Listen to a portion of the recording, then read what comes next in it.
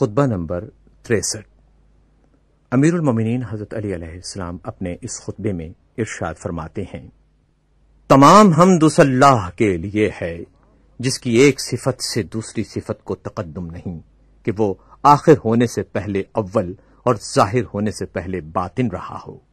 اللہ کے علاوہ جسے بھی ایک کہا جائے گا وہ قلت و کمی میں ہوگا،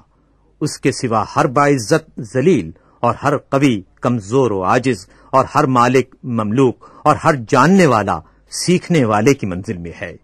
اس کے علاوہ ہر قدرت و تسلط والا کبھی قادر ہوتا ہے اور کبھی عاجز، اور اس کے علاوہ ہر سننے والا خفیف آوازوں کے سننے سے قاصر ہوتا ہے اور بڑی آوازیں اپنی گونج سے اسے بہرا کر دیتی ہیں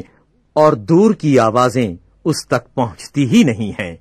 اور اس کے ماسوا ہر دیکھنے والا مخفی رنگوں اور لطیف جسموں کے دیکھنے سے نابینا ہوتا ہے۔ کوئی ظاہر اس کے علاوہ باطن نہیں ہو سکتا اور کوئی باطن اس کے سوا ظاہر نہیں ہو سکتا۔ اس نے اپنی کسی مخلوق کو اس لیے پیدا نہیں کیا کہ وہ اپنے اقتدار کی بنیادوں کو مستحکم کرے، یا زمانے کے عواقب و نتائج سے اسے کوئی خطرہ تھا، یا کسی برابر والے کے حملہ آور ہونے یا کثرت پر اترانے والے شریک یا بلندی میں ٹکرانے والے مد مقابل کے خلاف اسے مدد حاصل کرنا تھی، بلکہ یہ ساری مخلوق اسی کے قبضے میں ہے اور سب اس کے عاجز و ناتواں بندے ہیں۔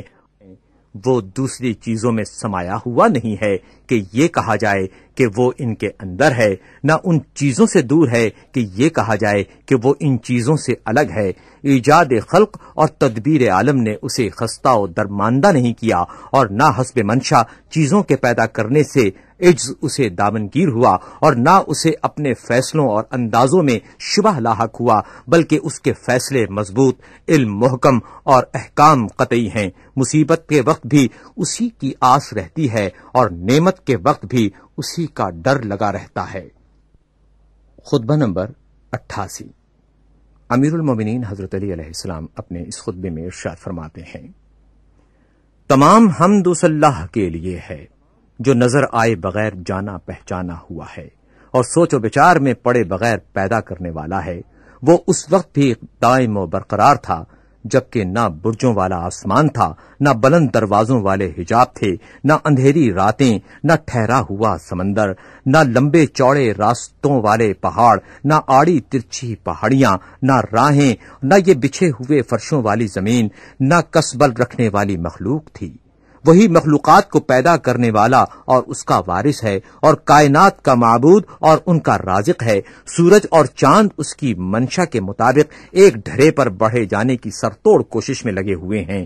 جو ہر نئی چیز کو فرسودہ اور دور کی چیزوں کو قریب کر دیتے ہیں۔ اس نے سب کو روزی بانٹ رکھی ہے، وہ سب کے عمل و کردار اور سانسوں کے شمار تک کو جانتا ہے۔ وہ چوری چھپی نظروں اور سینے کی مخفی نیتوں اور سلب میں ان کے ٹھکانوں اور شکم میں ان کے سونپے جانے کی جگہوں کا احاطہ کیے ہوئے ہے، یہاں تک کہ ان کی عمریں اپنی حدود انتہا کو پہنچ جائیں۔ وہ ایسی ذات ہے کہ رحمت کی وسعتوں کے باوجود اس کا عذاب دشمنوں پر سخت ہے، اور عذاب کی سختیوں کے باوجود دوستوں کے لیے اس کی رحمت وسیع ہے۔ جو اسے دبانا چاہے اس پر قابو پا لینے والا، جو اس سے ٹکر لینا چاہے اسے تباہ و برباد کر دینے والا، جو اس کی مخالفت کرے اسے رسوا و ذلیل کرنے والا، جو اس سے دشمنی برتے اس پر غلبہ پانے والا ہے۔ جو اس پر بھروسہ کرتا ہے وہ اس کے لیے کافی ہو جاتا ہے،